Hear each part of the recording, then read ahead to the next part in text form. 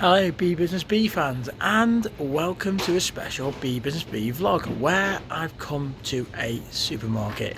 And you know what? There ain't much in this supermarket if I actually look around. I mean, you can see some items have not been panic bought. Apparently nobody wants to buy chocolate at the moment for some reason.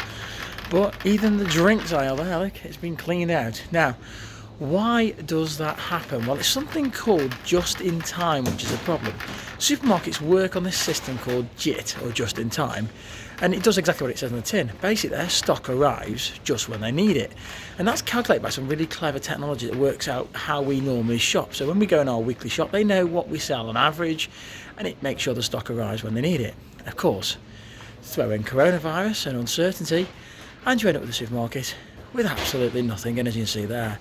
And that's why supermarkets have actually got no stock in. It's not that they've ran out of stock and there's a shortage, it's just they can't get it in the shops in time. And the government is obviously saying to people, just calm down, stop panic buying, buy as you normally do, and there'll be plenty of stock in there. And that's really something that people have got to do. Why are people panic buying? Why do you need toilet rolls? Why do you need 20 million packs of rice? Why do you need even 300 litres of Pepsi? You don't. Just calm down, buy as you normally do, and everything will be fine.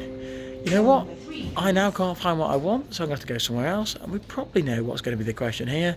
Somebody else will have raided it, just like here, the prawn cocktail crisps you can see there have been raided. Obviously somebody couldn't get their Pepsi, so they chose prawn cocktail crisps. Just remember, this is a great example of when technology and supermarket techniques of just in time really do fail. When you get unpredicted and unexpected events. You know what? Until next time, keep buzzing.